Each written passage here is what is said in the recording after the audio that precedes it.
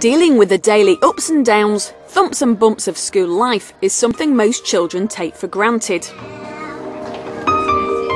But imagine coping with classes, corridors and playtime if your world is just a hazy blur. In this programme, we spend a day with Anna, a visually impaired pupil at Wadhurst Primary School in East Sussex. You all right, dears? Through trial and error, the staff has worked towards integrating her into the school. I'll put a snack there like that to remind us. OK, let's have one more.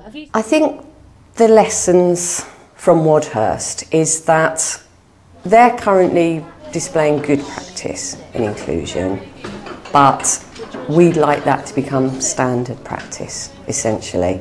And the fact that they're not setting themselves up as experts, they've experienced problems, but they keep at it. So what problems have they had to overcome? How hard has it been for the school to ensure she can access the curriculum?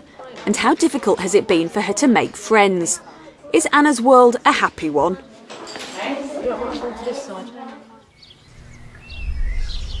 I like lessons. I like lunchtime.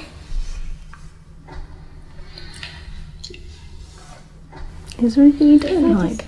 Well, I don't like sometimes at playtime. I don't like people saying, well, they won't let me do a show series or they won't let me play. That's not very often though, is it? Well, no. Anna does like to be the boss. She does like to dictate to everybody else what they must do and what they can do. So sometimes when they say no, which is quite good for her really. No, it's bad for my feelings. Bad for your feelings, but good for you. Otherwise you'd be spoilt. Okay. Anna's day starts the same as her classmates. First lesson is maths. She does exactly the same work as the rest of the class, but has to work closely with her specially trained teaching assistant. Feed again. See if there's one here. Okay, you ready? Sit down then. Ready? Right. We're in room number 5. Tell me what you like about maths. I like easy sums like 2 add 1 equals 3. I like my times tables. I learn them, but I don't learn most of the things in maths. 1, 2, 3, 4, 5. So can you fill up the side for me? Anna has 2 braille reading teaching assistants, one of whom is with her all the time. We try to include her as much as possible in the classroom. Basically, what our aim is to make sure that she's not excluded in any way. It's to support her in her learning generally, in every aspect of learning. Playtimes, everything. Oh, good girl. So we've got room number... Well, sometimes it's a case of wandering off and leaving her.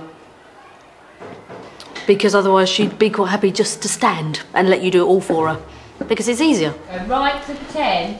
I've had to stop and think about stuff that you just do every day without giving it a second glance, giving her things and expecting her to take them without actually touching her finger or something with the pen.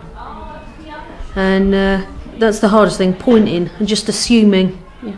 Also, I think it's to do with giving her independence and allowing her the space to develop the way that she can do things.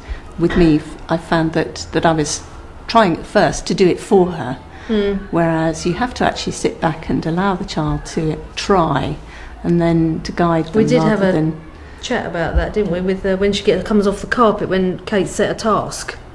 And Anna would just come over and then just stand and you'd have to say, right, get your brailler, get your jelly mat, get your paper, right, we're doing science, we need blue paper for science, get your something. Have you put your paper? And it was just one list of instructions.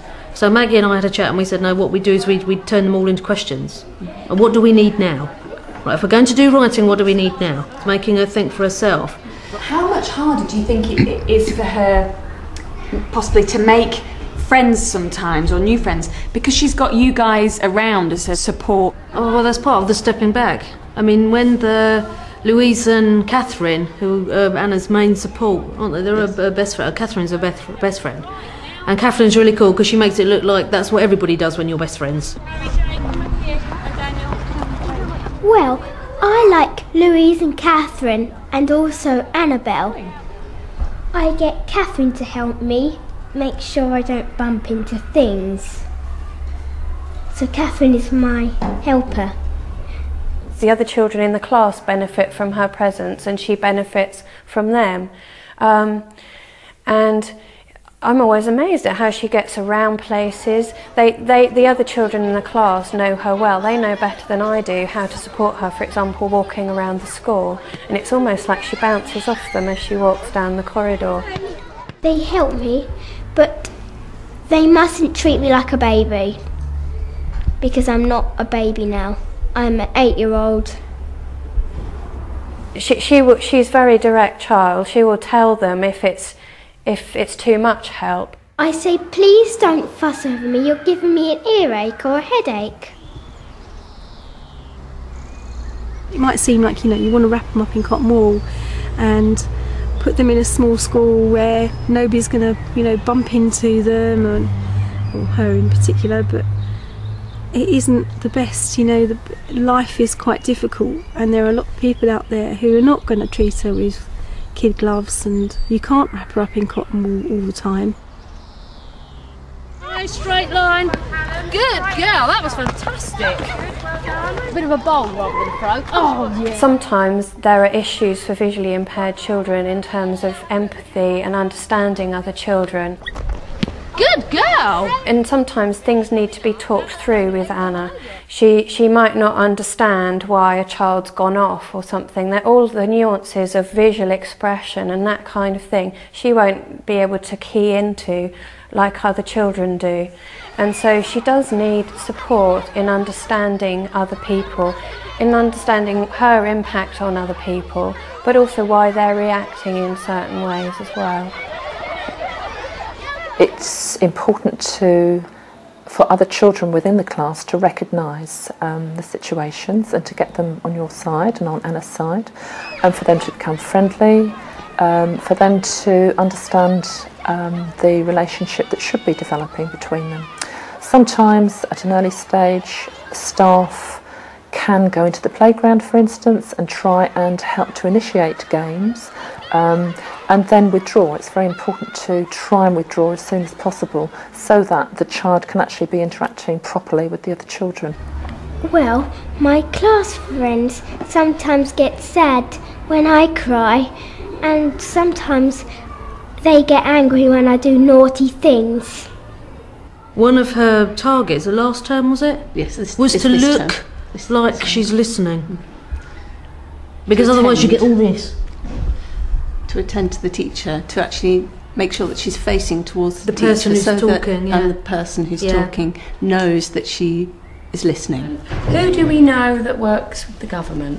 Who might we pretend to write to? Can you sit down? Jean took ages to explain that people can't tell if you're listening to them if you're not looking, and if you're not looking then people won't talk to you. And part of it is it's a lot of socialisation we're working on majorly. She forgets a lot interacting about everyday things that we take for granted. Niceties, isn't it, that you pick up on visual, spatial awareness when she's talking to your belly button. It's knowing what's going on around her, because she can't actually see what's going on around her. She has no idea of what the other children are looking like, for example. She hasn't developed an awareness of appropriate behaviour really like we have. Where does he live? 10 Downing Street. Some work which Anna does within the classroom is very much on her own, simply because it's much easier for her to be working with a TA. In other cases, it's very important for her to be working with other children as members of a group, and of course this will help her social interaction with them. It's very difficult actually, and I've tried to set aside time when I work with Anna and a group, but obviously just being one of me, I have to get around to every child in the class, for literacy and numeracy. Anna, what about you? You get loads of energy. That's a good one. So it helps you to get some energy, does it? Why do we need energy, Anna? to try and work with a group and Anna is very difficult. So in some cases it works, but for some lessons it's just not practical. But I do, you know, you do make a concerted effort, but it's not at all easy. Why might you need energy? Playtime. When you do your work, you have to have energy. But if you don't, you won't do any work and you'll be in trouble. Excellent, so good girl. Recently, the most frustrating thing is the noise the brailler makes when she's having to braille, and particularly if Kate has said we've got to work in silence and all you can hear is her, and she's very aware of how loud the brailler is. So that should be sorted with the new piece of kit we've got coming. Anna has a lot of equipment to help her access the curriculum, all paid for by the LEA. This is my brailler. You use this carriage return like that. This is the CCTV. It's a new one. You have 2 buttons to turn it on and off. It makes things bigger when I can't see small things. Let me tell you about my computer. These are the keys, and this is the keyboard. These are the speakers, and there's my new printer. But there can be a downside to so much extra equipment in the classroom. To be honest, my classroom isn't that big anyway, and with 29 children and another adult, it's very limited in space. So to use up that whole corner, and I'm always saying to everybody, no more room, you know, you can't have any more room. Can you see Mr. Skeleton over here? Can you see him? Yeah. There's his pelvis. You need to watch carefully because you're going to be doing this in a minute. I have to be a lot more organised and forward think quite a lot, so that Anna's teaching assistants and her visiting teacher are able to get the work and modify all the worksheets and prepare that, which obviously takes quite a long time. Things like maths planning and literacy planning, I have to meet with her visiting teacher once a week, which can take up to an hour, maybe more, on different days. Now, can you see what this one's called here? It's got the proper terms as well. Cranium, well done. So the skirt is the cranium. So we go round through.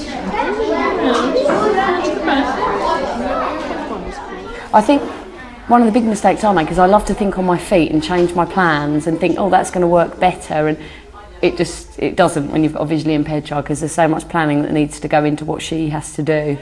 Things like using reference books is always really difficult, and you have to plan that for weeks in advance so that we can order them in Braille or get other alternatives in.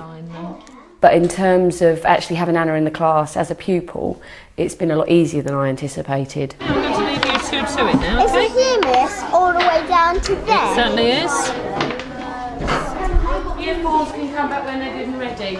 Good afternoon, everyone. Good afternoon, Mr. When Anna was born, like any child, you have, without even thinking about it, you have a life mapped out. And when you find out that your child is blind, somehow that life dies. But you know, that life that you thought was taken away isn't taken away. It's just slightly different. So that's what we want for Anna. You know, for her to be who she is, but given every opportunity to be what she wants to be in the future.